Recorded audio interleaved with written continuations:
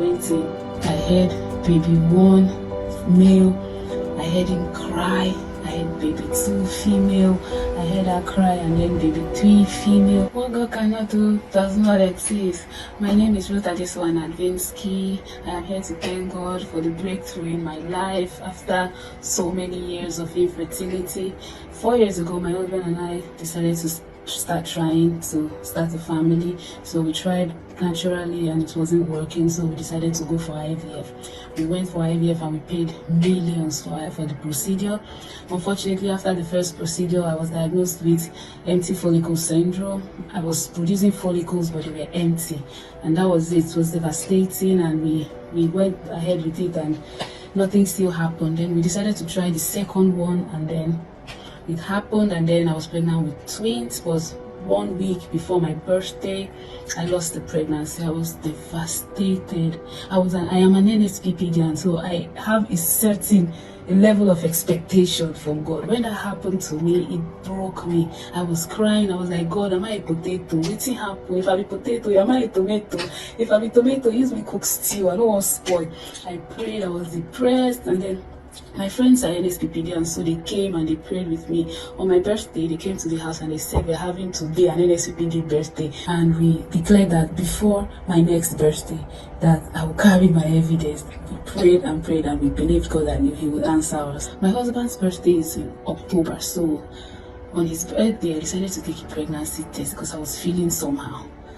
And when I took that pregnancy test, I saw 2 lines. I was out of my mind excited, Pastor Jerry, out of my mind excited. I went inside and I jumped on my husband and I told him happy birthday, and I showed him the strip. We were all just happy and praising God, because every morning when I join NSPPD, I always meet in bed. So my husband is always there, and at this point he's used to it. He just prays when he can, and he just doesn't disturb me. So I kept shouting, and he kept shouting, what God cannot do does not exist. On this fateful day, I went to drop a friend of mine, and then when I got to her house, there was this old guy outside, and immediately the man saw me. He just told me that I will never be able to have my own kids, that even if I try, I will die in the theater. I will not make it alive. I rejected it. The doctors told me that because I have multiple fibroids, that the pregnancy is high risk. That week I started bleeding. I'm bleeding. Pastor Jerry mentioned that you are bleeding. I don't know who that woman is. You've been believing God for a child. You took in since yesterday. You have been bleeding since yesterday. You have been bleeding up until now. You are getting ready to go to the hospital. Oh, say the Lord, the enemy will not touch your baby. The enemy will not touch your baby. The enemy will not touch your baby. If you are that woman, put it on the live stream. Let it be reversed. Everything Pastor Jerry was saying, I was just screaming. Whether he consigned me, whether he not consigned me, I was just screaming and praying. We went to the hospital, and the doctor said there's nothing they can do about the bleeding, that it's either the pregnancy will stay or it will not stay. I prayed and I said it will stay. After my first trimester, the bleeding stopped, and I went to do ultrasound, and the babies were still there.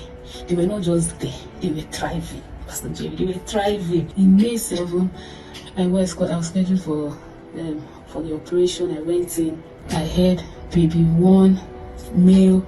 I heard him cry. I heard baby 2 female.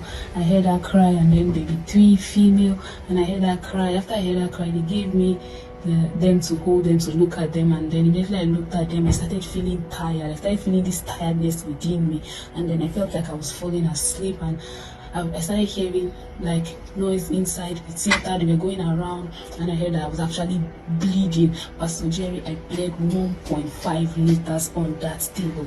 I didn't know where I was. I wasn't seeing anymore, but I was hearing voices. And then I just stretched my hand. I didn't know what was going on, and I just kept praying, oh earth, reject my body. Oh earth, reject my body. I will not bury, and I will not be buried. I will raise my children. I will not bury. So after that, I woke up in the ICU, and when I woke up, Pastor Jerry, my babies were there. They were there waiting for me. Pastor Jerry, my babies were doing so well that they never spent a day in the incubator. Not one day did they stay in the incubator. Their lungs had fully developed. They were breathing fine. Pastor Jerry, they were born at 2.3 kg each. For triplets, that is a very good weight. And for my size, the doctors were not expecting that kind of baby because I didn't look like I was carrying that much inside me. I just want to bless God. I just want to bless God because even me, I don't know how it happened. How will you shout?